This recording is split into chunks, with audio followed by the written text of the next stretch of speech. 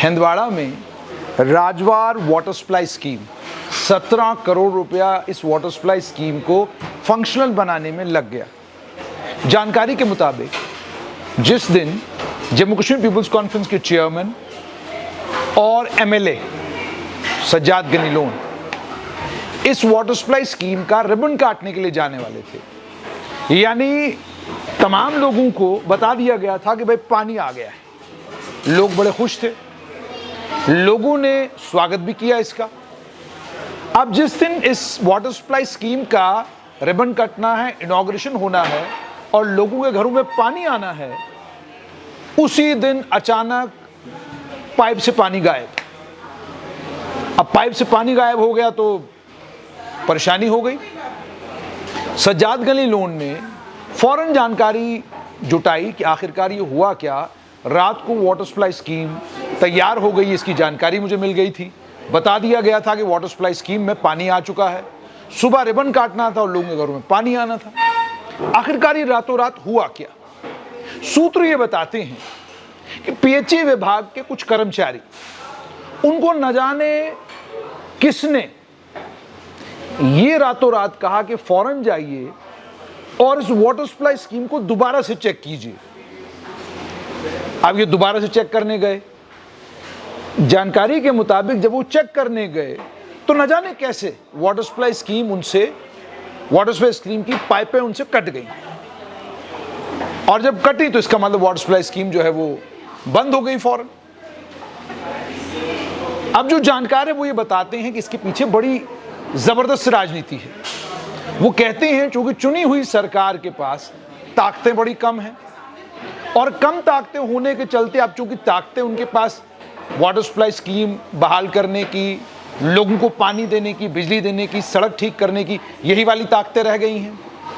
और आप ये भी जानते हैं कि जम्मू कश्मीर में चुने हुए प्रत्याशियों को हेयर कटिंग सैलून का इनॉग्रेशन करना हो, कहीं ट्रांसफार्मर लग गया उसका इनॉग्रेशन करना हो, दुकान का इनॉग्रेशन करना हो, कैफे का इनॉग्रेशन करना हो, ये सारे इनॉग्रेशन करने में बहुत आनंद आता है। ये मैं नहीं कह रहा हूं, आपकी तस्वीरें मौजूद हैं सोशल मीडिया पर भी और अखबारों में भी। कहीं हेयर कटिंग सैलून नया खुला तो नेताजी पहुंच जाते हैं रिबन काटने के लिए। आप कहते हैं यहां भी कोई ऐसी ही कहानी है। जम्मू कश्मीर पीपल्स कॉन्फ्रेंस के नेता सज्जाद गनी लोन ने इस वाटर सप्लाई स्कीम के लिए पिछले 10 साल से लगातार वो लड़ाई लड़ रहे थे और सार्वजनिक है, सारा सोशल मीडिया एक बार मौजूद है।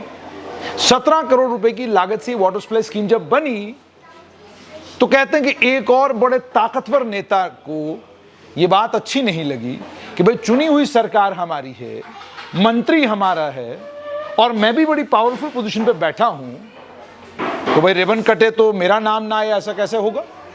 तो फिर कहते हैं कि पीएचई विभाग की अफवाह है, और आप जानते हैं घाटी में अफवाहें सच होती हैं और जो सच होता है वो अफवाह होती है।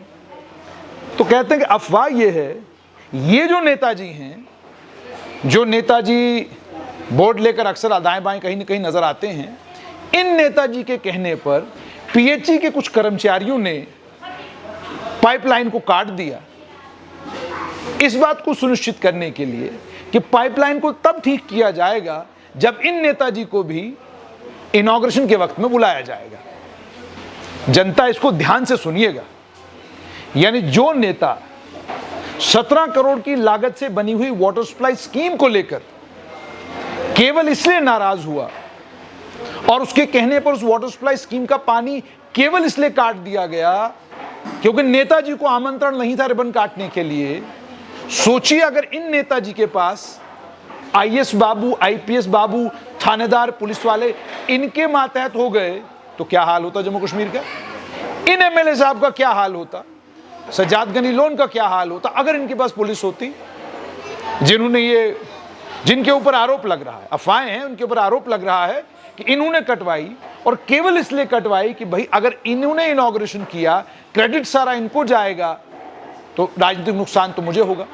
तो इस स्तर पर जब राजनीति उतर आए कि लोगों के भले से ज्यादा आप अपने वोट की चिंता करें, लोगों के भले से ज्यादा आप अपनी और अपनी साख्त की चिंता करें, तो फिर आप लोगों के नेता नहीं हैं, फिर आप अपने और अपने घर वालों के नेता हैं। और आप जब भी सोचेंगे अपने घर का भला सोचेंगे और अपने घर के भले के चक्कर में ही आप नई दिल्ली को बार बार कह रहे हैं कि जनाब हमको पूर्ण राज्य का दर्जा दीजिए, हमको जल्दी जल्दी पूर्ण राज्य का दर्जा दीजिए। किसके साथ आपको स्कोर सेटल करना है? जो आपको इतनी जल्दी है कि पुलिस का कंट्रोल हमारे पास आए, आईएएस बाबू का कंट्रोल हमारे पास आए। ये स्थिति अगर हो गई है, एक वाटर सप्लाई स्कीम को लेकर आप इस हद तक चले जाएंगे कि आप वाटर सप्लाई स्कीम में जो पाइपें लगी हुई हैं तो उसका पानी रुकवा देंगे केवल इसलिए कि जनाब को आमंत्रण नहीं मिला।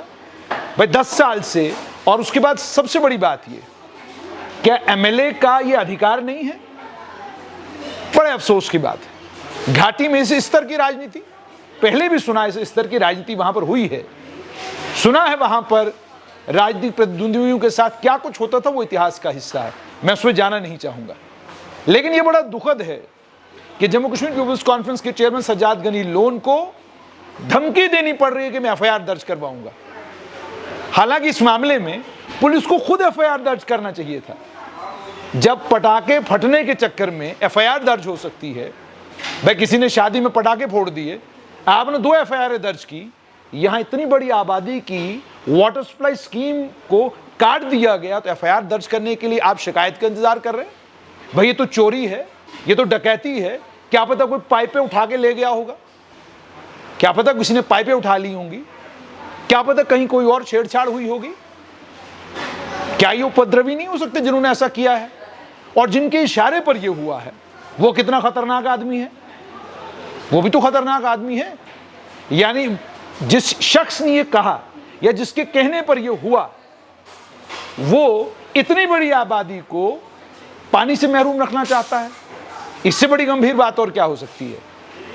तो घाटी के प्रशासनिक अधिकारियों को चाहिए इस मामले का संज्ञान लें, एफआईआर दर्ज करें और मालूम करें पाइपें कौन चोरी कर गया, अगर चोरी हुई हैं तो, और जिसके कहने पर यह सब कुछ हुआ है, सवाल जवाब उससे भी होने चाहिए।